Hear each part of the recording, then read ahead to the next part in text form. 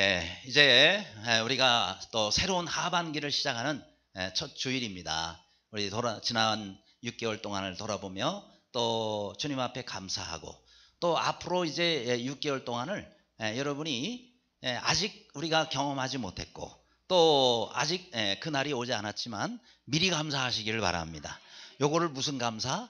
선불 감사라 그래요. 미리 감사를 드리는 거예요. 그러면은 누가 그다음부터 부담스러워요? 하나님이 부담스러워요. 미리 감사를 했으니 선불을 미리 냈으니 어째 하나님께서 우리에게 더 좋은 걸로 주시지 않겠습니까? 이게 바로 믿음이에요. 그러니까 신앙생활하는 사람은 믿음으로 사는 거예요. 하나님께서 주실 줄로 믿고, 그죠? 믿고 하나님 앞에 감사하는 그 사람에게 감사 위에 감사가 넘치는 그런 삶이 보장이 되는 것입니다. 아무쪼록 우리가 또 한 해를 또 이렇게 중간을 지나면서 앞으로 주실 그와 같은 하나님의 은혜를 오늘도 감사하고 날마다 감사하는 모두의 삶이 되시기를 간절히 바랍니다. 자, 이런 하나님께서 주신 은혜를 우리가 감사하면서 살 때에 우리 주위에 있는 안 믿는 사람들이 우리를 본단 말이죠. 그렇죠? 우리의 행동 하나 말 한마디를 보면서 야, 예수 믿는 사람들은 달라. 정말 달라. 아니, 뭐가 있길래 저렇게 나보다도 더 어려운 것 같은데 항상 감사하고 저러는지 모르겠다고. 그렇죠? 그러니까 여러분 믿음의 비밀 가운데 사는 사람은요, 안 믿는 사람이 이해할 수 없는 삶의 영역이 있는 거예요.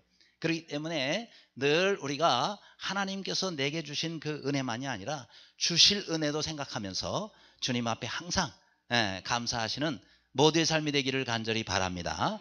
그래서 우리가 이런 그 감사를 통해서 이웃들에게, 안 믿는 이웃들에게 영향을 끼치는 거예요. 그렇죠? 그러면서 믿는 그리스도인의 삶이 어떤 것인지 그거 우리들의 뭐 믿고 있는 성경을 알아요. 아니면 우리가 믿고 있는 하나님을 알아요. 우리는 그들이 하나님을 모르고 성경을 모르지만 우리는 안단 말이죠. 그렇죠? 그러니까 하나님의 말씀대로 살고 하나님의 은혜를 받고 사는 사람들의 모습이 바로 우리이기 때문에 우리가 어떻게 사느냐, 이게 정말 중요하단 말이에요. 그렇죠?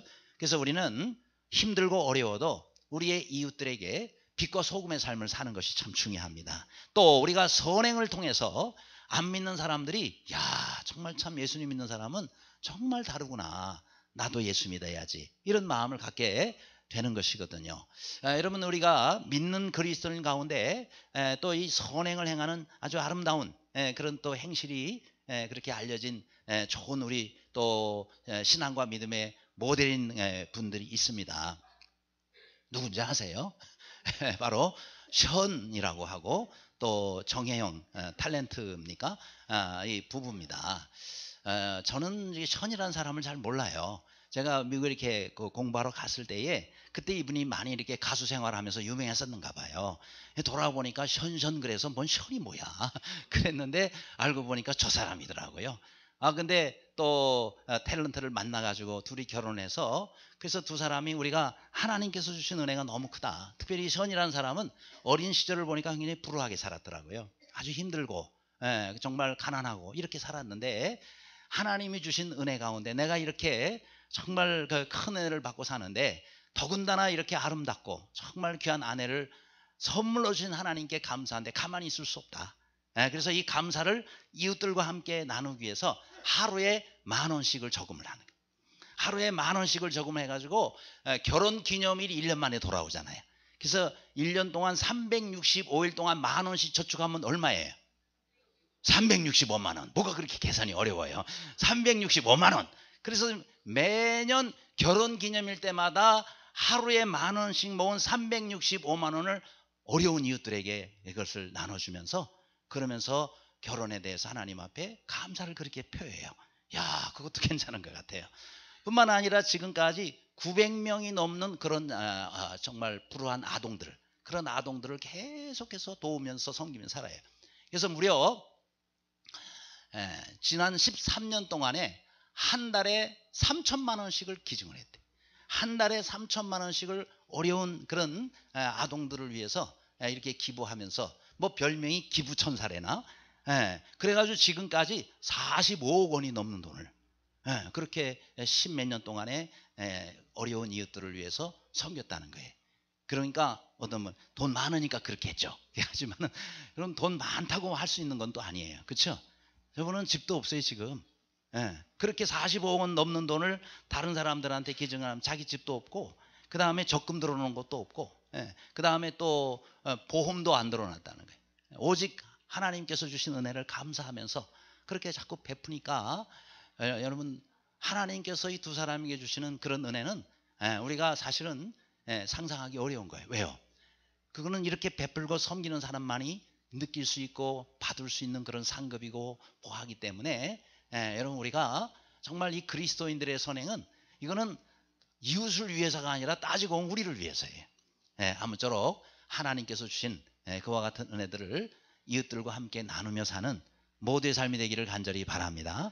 자, 그럼 우리가 이렇게 이웃들을 이렇게 섬길 때에 그 이웃들이 우리를 통해서 야, 정말 예수님은 저렇게 믿어야 되겠다 하면서 우리를 본을 삼고 모델을 삼게 되는, 그러면서 이제 우리의 복음의 살아있는 영향력을 끼치는 삶이 되는 것입니다. 자, 그렇다면 우리가 이웃에게 본이 되고 영향을 끼치는 삶을 살려면 어떻게 살아야 되겠느냐? 오늘 본문은 이렇게 말씀하고 있습니다. 첫째로 여러 가지 유혹들을 물리치라 라고 말씀하고 있습니다. 11절에 사랑하는 자들아 겨르면과 나그네 같은 너희를 원하노니 영혼을 거슬러 싸우는 육체의 정욕을 제어하라, 이렇게 말씀했어요. 전에 개역 한글 성경에 보면 나그네와 행인 같은 너희를 권하노니 이렇게 말씀하고 있는데, 자, 우리의 영혼을 거슬러 싸우는 육체의 정욕을 제어하라. 여러분, 이 사람의 심령 속에는, 영혼 속에는 두 가지 욕망이 있어요. 여러분, 욕심하고 욕망은 좀 다르죠. 욕심은 잘못된 탐심이에요. 죄로 가는 길이고, 욕구라는 것은 어떻게 보면 우리 속에서부터 우러나오는 그런 어떻게 보면 본능적인 것들이라고 볼 수가 있는데, 두 가지 욕망. 하나는 거룩한 욕망이 있어요. 선을 위한 것. 특별히 영혼이 성령으로 인해서 거듭난 사람들은요, 우리 성령의 강한 그런 욕구, 그런 또 욕망 속에서 우리가 거룩한 일을 하고 하나님의 뜻을 순종하며 살고자 하는 그런 내 속에서의 욕구가 일어납니다. 그러나 그것만 있는 게 아니에요. 내 자아, 옛 자아라는 게 아직도 살아있단 말이죠. 그래서 죄악된 욕구가 우리 속에 있습니다. 타락한 욕구죠. 그렇죠? 그래서 이걸 통해서 우리는 자꾸 죄 속으로 자꾸 가려고 하는 거예요. 이 두 가지가 우리 속에 늘 있습니다. 하나님 날아갈 때까지 이 두 가지가 항상 있게 돼요. 그런데 어떤 것이 강하냐에 따라서 그걸 따라가게 돼 있어요. 죄악의 욕구가 강하면 죄악된 길로 가게 돼 있고요. 또 반대로 거룩한 욕망, 성령의 욕구가 강하면은 우리 성령의 욕구대로 따라 살면서 그야말로 영적이고 그 다음에 은혜롭고 그 다음에 신령한 삶을 살 수가 있게 되는 것이다. 그러니까 갈라디아 5장 17절에도 말씀했죠. 육체의 소욕은 성령을 거스르고 성령의 소욕은 육체를 거스르네. 이 둘이 서로 다툼으로 인해서 너희가 원하는 것을 하지 못하게 한다 그랬어요. 그러니까 내 속에 이것이 두 가지가 계속 갈등하는 것인데, 그러나 항상 내 안에 있는 성령의 욕구를 강하게 해서 성령의 욕구를 내가 온전히 순종해서 항상 성령의 뜻대로 내가 살고 성령의 뜻대로 내가 걸어가는 그런 삶을 살려고 할 때 우리는 늘 승리하며 살게 되는 것입니다. 그렇죠? 그런데 성경에 보면 자, 이런 육체의 욕구를 따라서 하나님의 뜻을 거스린 그런 사람들이 가끔 나옵니다. 그 중에 또 한 사람이 바로 삼손이라는 사람입니다. 그렇죠? 이 삼손이라는 사람은 나시린으로 하나님이 구별하셨어요. 그래서 그 나라 사람들에게 정말 하나님의 함께 하심을 보여주고 어려울 때마다 그들을 하나님께서 구원해 주시기 위해서 세우셨는데, 나시린의 그 도리를 지키지 못하고 여인의 유혹에 빠져서 그만 머리도 다 깎이게 되고 나중에는 힘을 잃고 그리고 비참한 최후를 맞이한 삼손이라는 사람의 예를 우리가 봅니다. 그렇죠? 또 우리가 잘 아는 다윗이라는 사람도 역시 이렇게 정말 인간적인 그런 또 정욕을 이기지 못해가지고 하나님 앞에 범죄함으로 그때부터 다윗이 꺾어지잖아요. 그렇죠? 그러니까 이렇게 참 훌륭한 왕들도 늘 깨어있지 아니할 때 언제든지 이런 유혹에 넘어져서 그래서 하나님의 은혜를 제대로 또 감당치 못하는 그런 사람들도 있게 됩니다. 요즘에는 많은 또 유혹들이 우리 손 안에 들려 있어요. 뭐예요? 인터넷. 이 스마트폰을 통해서, 인터넷을 통해서, 또 집에 컴퓨터에 인터넷을 통해서 많은 사람들이 중독돼 있어요. 그래서 얼마 전이죠. 세계보건기구 WHO에서 이 인터넷의 이 잘못된 것, 또 그 중독을 이제 질병으로까지 분류하지 않았습니까? 인터넷 중독, 게임 중독을 질병으로 치료를 받아야 할 그런 중독으로 분류를 해서 2022년부터 발효가 돼요. 그때 그 전까지는 유예기간으로 이렇게 놓습니다. 그럼 내가 과연 이 게임에 중독됐는지 안 됐는지 그 중독 여부를 아는 몇 가지 질문이 있어요. 여기에 나온 4가지. 첫 번째는 다른 취미나 활동보다 게임을 최우선으로 삼고 있느냐. 두 번째, 게임을 하는 행동을 멈출 수가 없다. 세 번째, 문제가 생기더라도 계속 게임을 하거나 시간을 오히려 더 늘려간다. 그 다음 4번째, 개인, 가족, 사회, 학습, 일 등에 대해서 중대한 문제가 생기게 되는데 이런 행동을 12개월 이상 지속하면 이거를 중독으로 간주한다. 이렇게 발표를 했단 말입니다. 그러니까 혹시 이런 증상에 시달리는 분이 있다면 내가 벌써 중독됐구나 라고 생각을 하시면 돼. 그러면 인터넷 게임이라는 게 사실 굉장히 재밌어요. 왜냐? 재밌게 만들어 놨으니까. 그래서 거기에 그냥 빠지게 되다 보면 시간 가는 줄도 모르고 잠도 못 자고 밥도 못 먹고 거기에 빠질 수 있는데 이게 얼마나 우리 청소년들이 여기에 쉽게 거기에 빠져들 수가 있냐면, 저는 옛날에 테트리스라는 그 처음에 컴퓨터가 나올, 아세요? 테트리스? 벽돌이 막 떨어지잖아요. 부서져서 떨어지는데 착착착착 돌려가지고 착착, 그 신기록 나는 거 그게 너무 재밌어가지고 야 다음에 하면 더 점수가 높을 것 같아. 그래서 신기록, 근데요 제가 그때 저 서울에서 섬기고 있던 어느 교회에 제가 청년회 지도하는 목사였는데, 이게 이제 테트리스 게임이 말이 그리 재밌더라고요. 신기록 올리는 그 재미에 계속 그냥 다음에. 그런데요, 기도하려고 눈을 감으면 탁 떨어지는 거야. 팍 떨어져요. 눈 감으면은 주님이 생각나야 되는데 눈 감으면은 테트리스가 막 떨어져요. 자려고 누우면 또 테트리스가 막 떨어지고, 이거 안 되겠다. 이거 하나님을 섬기는 사람이 눈 감으면 주님 생각나야 되는데 이 테트리스가 떨어지면 안 되겠구나. 그래가지고 제가 주님 앞에 회개하고, 그리고는 청년들한테 했어요. 나 이제부터 테트리스 끊겠습니다. 그랬더니 청년 다 웃더라고요. 그런데 아무튼 그때부터 지금까지 손을 안 댔어요. 그때부터 지금까지 제가 게임을 안 해요. 왜냐? 이거 게임 한번 들어가면은 빠지게 돼 있더라고요. 그런데 물론 뭐 시간이 남을 때 또 우리가 심심해서 혹은 또 뭐 이렇게 우리가 재미 삼아 할 수는 있겠습니다만 중독까지 가지는 않기를 바랍니다. 그걸로 병을 앓으면 안 되잖아요. 그래서 우리가 항상 참 조심하고 지도를 하는 게 참 중요해요. 왜요? 우리 인생길에 있어서 이렇게 잘못된 길로 인도하는 것들이 주위에 많이 있기 때문에 정말 우리가 선한 일에 집중하고 하나님의 뜻에 집중해야 되는데 다른 것들이 자꾸 우리를 끌어당겨서 신앙의 페이스를 잃도록 만든다. 그렇게 해서 우리가 신앙생활하는데 많은 지장을 받도록 만드는 것들은 사단의 역사 가운데 하나다라는 겁니다. 여러분 혹시 정지섬이라는 사람 들어보셨나 모르겠어요. 자, 이 사진에 나오는 바로 저분인데, 자, 이분은요 천천히 가는 게 빨리 가는 거라고 비결을 가르쳐줍니다. 이분은 왜 지섬이냐? 자기 이름이요 왜 정지섬이냐면 지자가요 지리산 지자에 섬은 섬진강 섬자예요. 지리산과 섬진강을 하도 많이 가가지고 이름을 지섬이라고 지었어요. 그런데 이분이 지리산을 700번이나 정상을 오른 사람이에요. 여러분 지리산에 한 번 갔다 오기도 쉽지가 않은데 거기서 곰도 많이 만났대요. 곰과 맞닥뜨려가지고 지리산에 곰 만나면 거의 죽게 됩니다. 근데 그런 가운데 여러 번 맞닥뜨렸는데 정말 그 자신이 정말 살아났다라고 얘기를 하면서, 그러면서 이분이 이제 그 지리산을 오르는 여러 가지 등산하는 사람들에 대한 비법을 말을 해주는 거예요. 그런데 빨리 가려고 가면은 50분 걸린대요, 정상 오르는. 그런데 천천히 가면 30분 만에 올라간대요. 이상하죠, 그죠?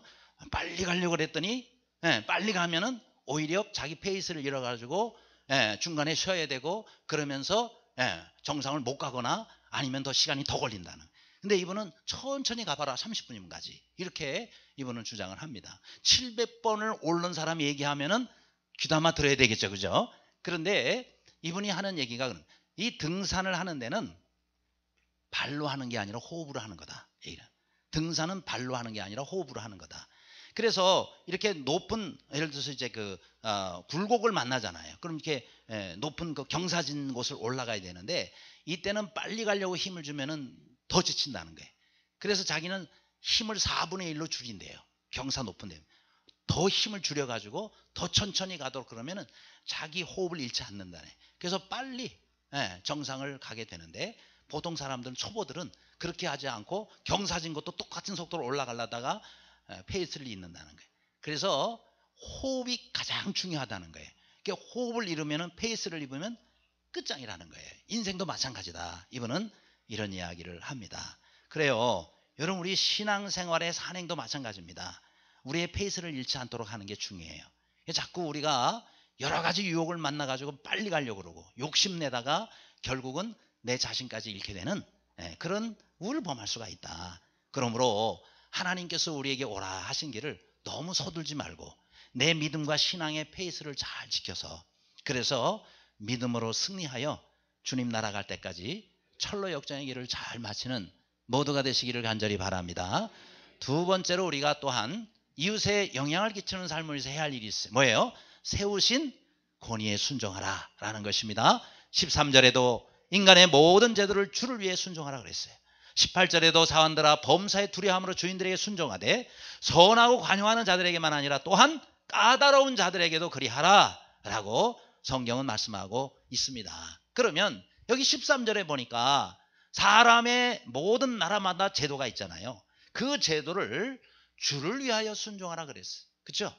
그러니까 우리 주님께서는 우리에게 주님의 영광을 위해서 우리의 또한 우리나라에도 많은 제도들이 있잖아요. 그렇죠? 법들이 있잖아요. 그것들을 순종하라는 거예요. 주를 위해서 순종하라. 그렇죠? 그래서 우리 그리스도인들은 국가의 정책에 있어서 어떤 자세를 가지고 우리가 해야 될 것인가? 성경의 가르침이 이렇습니다. 13절에 모든 제도를 주를 위해 순종하라 그랬죠. 그 다음에 두 번째는 모든 사람, 무스 사람이라고 나왔는데 에브리바디, 모든 사람을 공경하라 그랬어요. 존경하라. 그 다음에 18절에 보면은 범사의 주인에게 순종하라 그랬어요. 그러니까 하나님께서 우리에게 세운 상관이 있잖아요. 군대 가면 상관이 있고 직장 가면 상사가 있고 그들에게 순종을 하는데 까다로운 상관에게도 순종하라 라고 말씀하고 있습니다. 왜요? 그들을 세우신 분이 누구라고요? 하나님이시기 때문에. 하나님이 세우셨기 때문에 그 사람은 미울지라도요, 그 위치를 존경하고 하나님께서 세운 그들에게 우리가 순종하고 따르는 것이 맞다라고 말씀하고 있는 겁니다. 그러나 이런 제도가 혹은 또 나라의 법이 하나님의 말씀과 반대되는 수가 있어요. 하나님의 말씀에 위배되는 것들이 있을 수가 있어요. 그런 것들은 따르면 안 돼요. 왜요? 하나님께서 세우신, 예를 들어서 왕이 있을 때 그 왕이 잘못된 권세를 부려서 그래서 잘못된 법을 만들어 놓을 수가 있습니다. 그럴 때는 그를 세우신 하나님의 말씀을 그가 범하고 있는 거예요. 그럼 우리가 따라가면 같은 범죄자가 되는 거예요.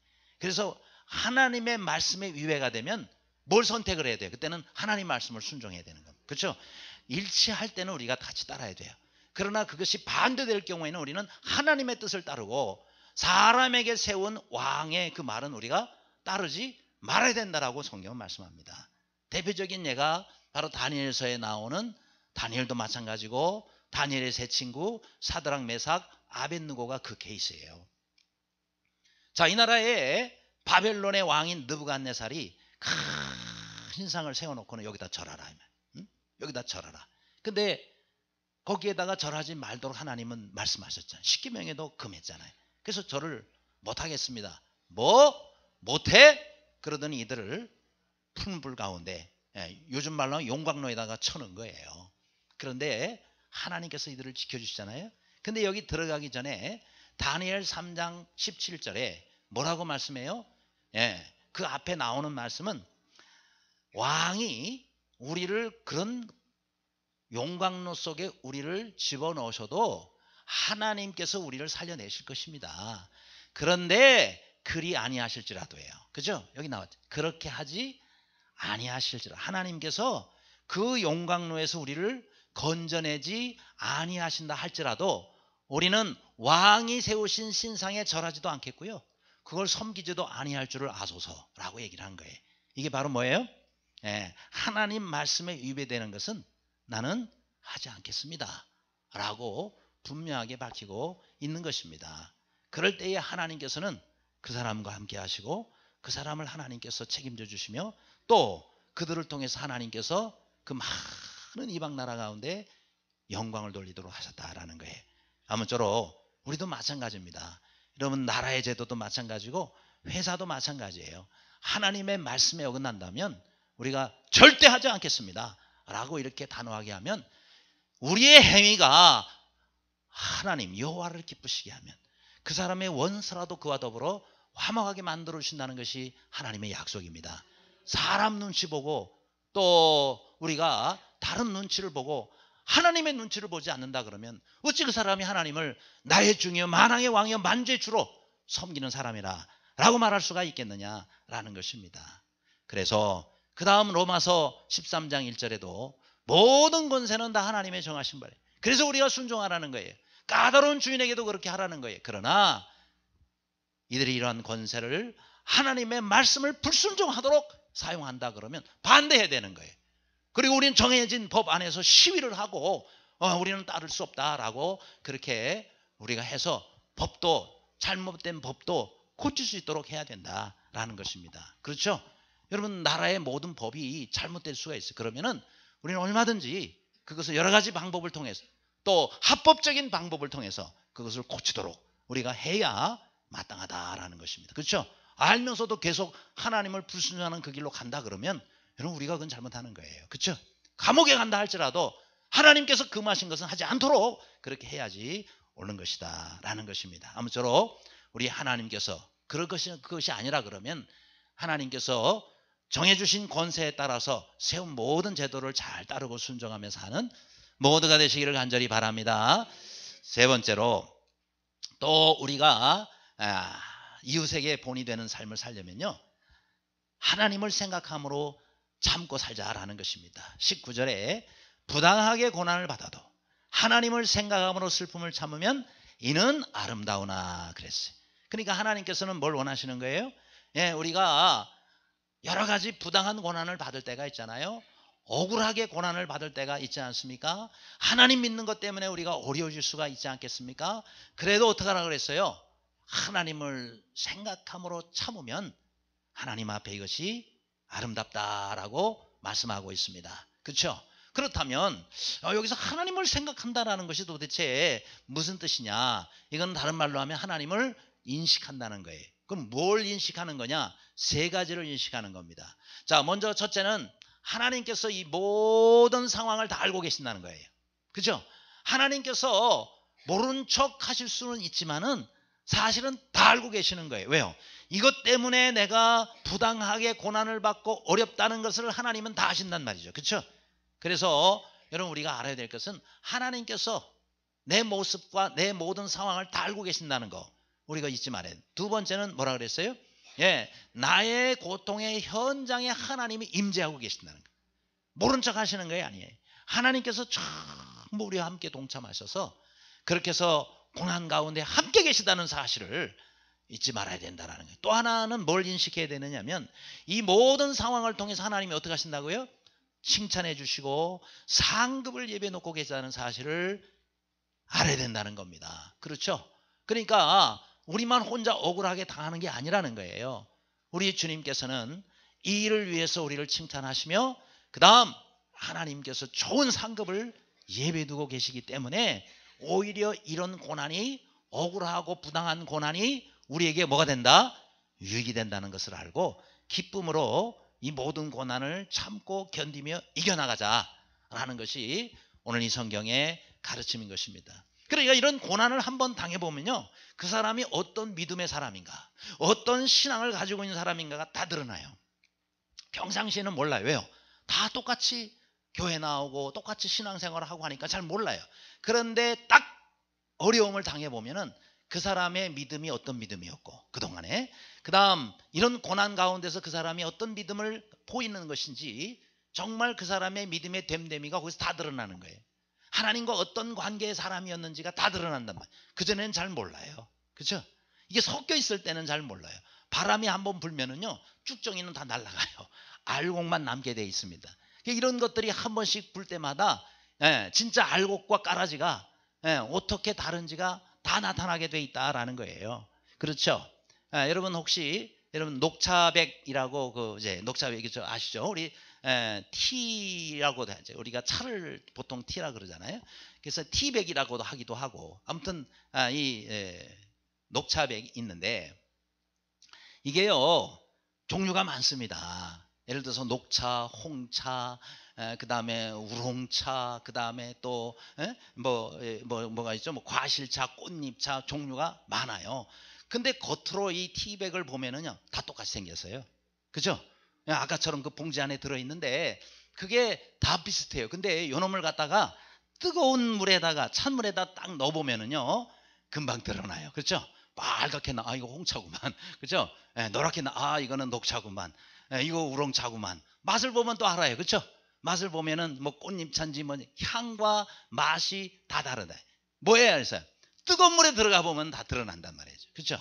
그러니까 우리의 신앙생활도 평상시에 보면은 다 저 티백처럼 다 똑같아요. 별 구별이 안 가요. 그런데 고난의 바람이 한번 딱 불어보면은요, 고난의 뜨거운 물에 한번 담가 놓으면은 뜨거워 그러면서 다 드러나요. 이 사람의 믿음의 아주 밑바닥까지 다 드러나요. 그렇기 때문에 여러분 우리가 직분 가지고도 알 수 없고요, 또 신앙의 연수 가지고 알 수도 없고 생김새 가지고 알 수가 없어요. 뭘 통해서 알 수 있어요? 뜨거운 물에 한번 들어가면, 뜨거운 물에 한번 들어가 보면 다 드러나요. 그러니까 여러분 우리 주님께서도 아브라함 평상시에 믿음 좋다 그러지만은 내 독자 이삭을 바치라 한번 하니까 다 드러나잖아요. 그렇죠? 이 아브라함이 얼마나 귀한 믿음을 가졌는가 드러나잖아요. 그래서 여호와 이레 하나님을 체험하게 된 것입니다. 오늘 우리도 우리 하나님께서 여호와 이레 하나님의 역사가 나의 삶 가운데 있게 되려면 우리의 믿음의 본질이 달라져야 돼. 그래서 이런 뜨거운 물의 고난이 우리에게 당할 때에 내 본질이 드러난다는 것을 알고 평상시에 우리의 믿음을 날마다 뜨겁게 해서, 그렇게 해서 정말 우리 하나님이 기뻐하시고 우리 하나님께서 또 칭찬하실 수 있는 그런 믿음과 그런 신앙을 가진 모두가 되시기를 주님의 이름으로 축원합니다. 끝으로 여러분 고난에 또한 모델이신 누구를? 예수님을 따르라라고 말씀하고 있습니다. 자, 21절 말씀에 보면 우리 함께 다 같이 읽을까요? 시작. 이를 위하여 너희가 부르심을 받았으니 그리스도도 너희를 위하여 고난을 받으사 너희에게 본을 끼쳐 그 자취를 따라오게 하려 하셨느니라. 아멘. 그렇습니다. 여러분 우리가 뼈리 이 땅 가운데 살려면 모델이 있어야 돼요. 신앙생활에 모델이 없으면 어려울 때 우리가 어떻게 해야 될지 구별이 안 갑니다.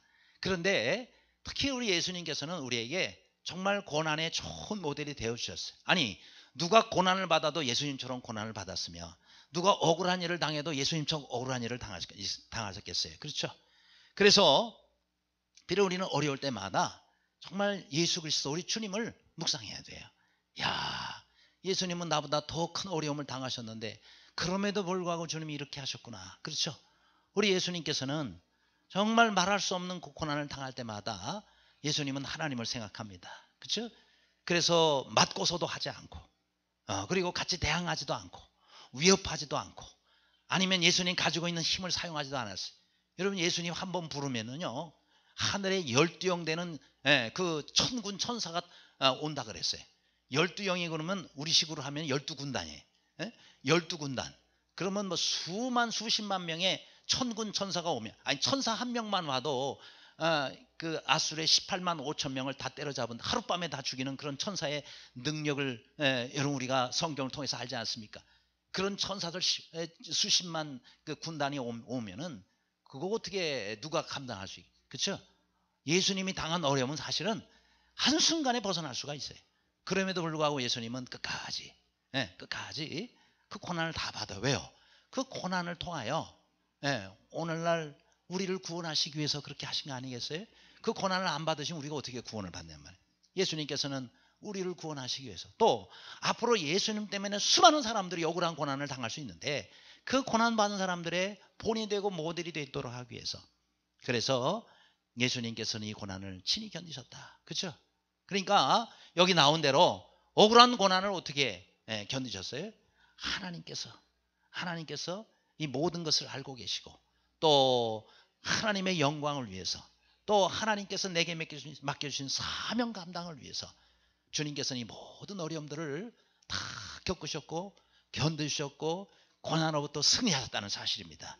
아무쪼록 우리도 이런 고난이 있을 때에 우리 주님을 생각하며 이 모든 고난을 능히 이겨나갈 수 있는 모두가 되시기를 간절히 바랍니다.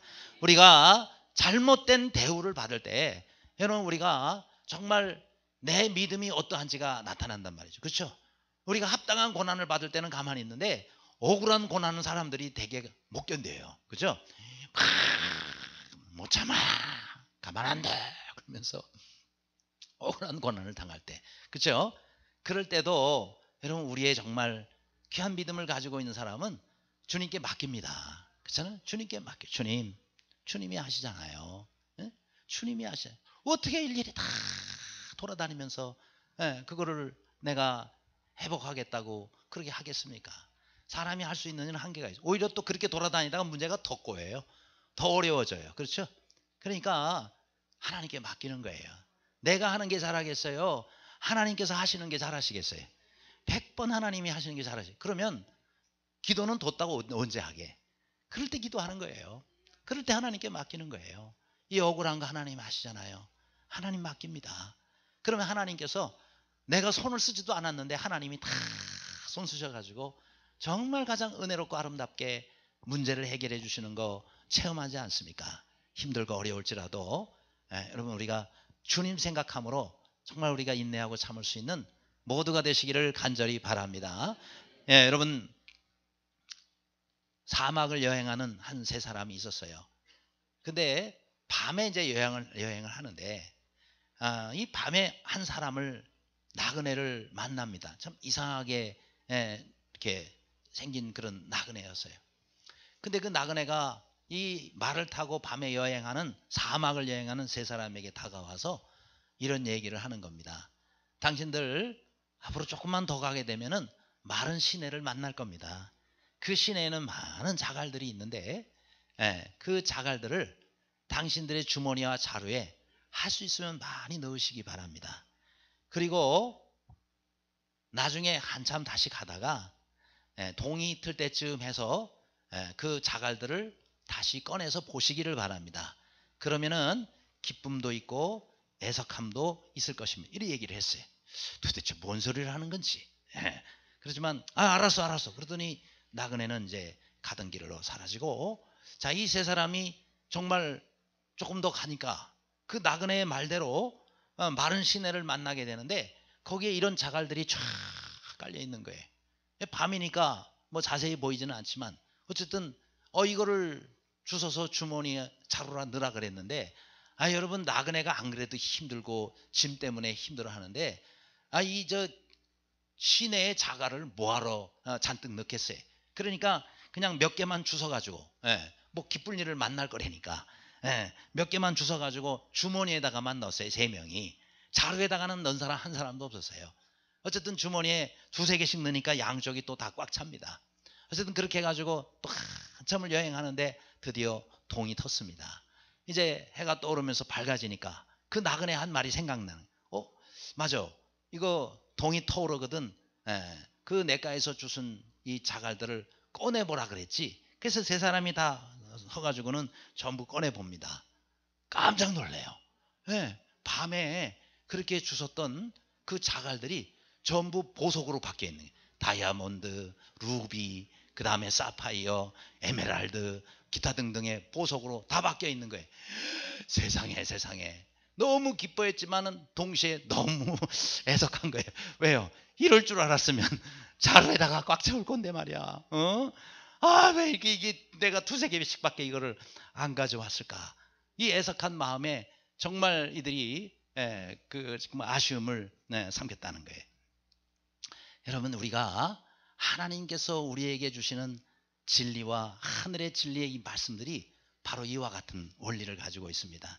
여러분, 하나님께서 우리에게 주시는 하늘의 진리들은요, 남들이 보기엔 다 돌 같아요. 그렇죠? 돌 같아요. 그런데 여러분, 이것이 사실은 하나님께서 우리에게 주신 놀라운 보석들이라는 사실을 알아야 됩니다. 이것이 어떤 때는 짐이 되고 어떤 때는 부담이 되고 무겁지만은, 우리 인생길에서 이것이 힘들지만은 끝까지 이것을 붙잡고 그리고 하나님 나라를 향해서 믿음의 걸음을 가는 사람들은요, 반드시 주님 앞에 섰을 때 놀라운 보화들로 이것이 바뀌어 있는 것을 발견하게 될 것입니다. 지금 무겁고 힘들고 지친다고 여러분들이 이것도 그만두고 저것도 그만두고 다 버리지 말고 꼭 붙잡고 우리가 끝까지 주님 앞에 설 때까지 가져가시기를 바랍니다. 그런 그 모든 것들이 정말 이 세상에 어떤 것과도 바꿀 수 없는, 보석이야 잊어버릴 수도 있고 쓰고 나면 없어지지만은, 하나님 나라의 보화, 하나님 나라의 이 진귀한 보석들은 영원히 우리와 함께 하는 거예요. 이 모든 보석들의 주인공들이 되시고, 무겁고 힘들어도 하나님 말씀과 그 진리의 말씀을 붙잡고 날마다 승리하며 사는 모두가 되시기를 간절히 바랍니다. 기도하겠습니다.